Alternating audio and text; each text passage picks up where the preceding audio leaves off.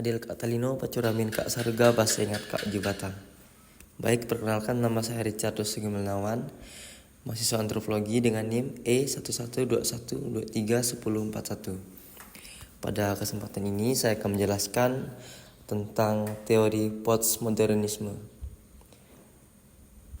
Nah, jika melihat dari berdasarkan katanya sendiri, postmodernisme ini berarti merupakan suatu masa setelah akhir dari masa modern yang dianggap pada masa itu gagal. Nah, jadi bisa dikatakan postmodernisme ini merupakan masa setelah masa modern, di mana masa modern sendiri itu merupakan masa setelah masa yang disebut dengan masa kegelapan, di mana dominasi gereja itu memenuhi dan sangat-sangat berkuasa yang mempengaruhi kehidupan sosial dan budaya pada saat itu. Nah, kemudian kita masuk pada latar belakang. Postmodernisme adalah paham yang lahir dari sebuah kegagalan para filsuf modernisme untuk memajukan sosial manusia. Karena kegagalan tersebut dalam menjalani, misalnya untuk menjadikan generasi manusia mendatang lebih maju dalam perkembangan pengetahuan dan sosial juga.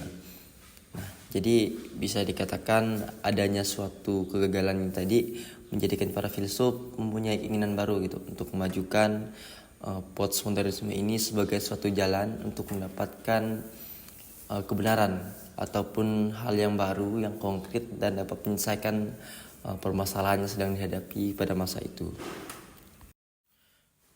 Kemudian budaya bukanlah entitas tunggal. Nah, artinya kebudayaan ini sendiri merupakan bukan satu-satunya hal yang memang berpengaruh dan bisa menjadi suatu kontrol lalu dalam sosial masyarakatnya pada masa itu. Nah, berarti juga budaya ini sendiri merupakan satu dari beberapa bagian yang berkembang dalam masyarakat, katakanlah kebudayaan ini tadi. Kemudian ada hal lain yang mempengaruhi hal tersebut seperti sosial masyarakat, kemudian kebenaran-kebenaran baru, hal yang dianggap masuk akal dan sesuai dengan kebutuhan masyarakat pada saat itu. Oke, kita masuk pada tokoh postmodernisme.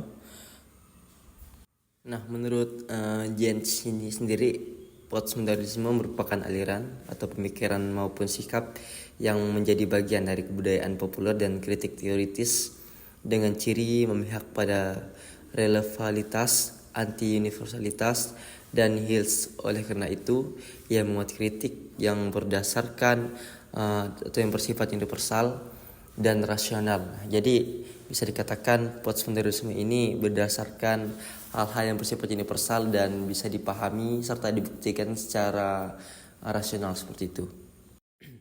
Nah, kemudian berdasarkan perkembangan postmodernisme ini sendiri yang bermula pada tahun 1960-an. Nah, bersama dengan hal ini juga para antropolog pada masa itu berusaha gitu untuk bagaimana membedah atau mentafsirkan suatu kebudayaan, membuat kritik kebudayaan berdasarkan cara pandang ataupun paham dari postmodernisme ini yang berkembang pada saat itu.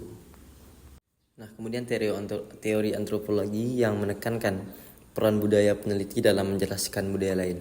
Nah, ini berarti juga seorang peneliti yang mengkaji suatu budaya pada orang lain itu berlandaskan ataupun berdasarkan yang pertama-tama itu seperti apa sih kebudayaan yang dialami, kemudian menjadi acuan untuk bagaimana ia mengkaji dan mendalami atau mempelajari kebudayaan orang lain yang inginnya kaji, seperti itu.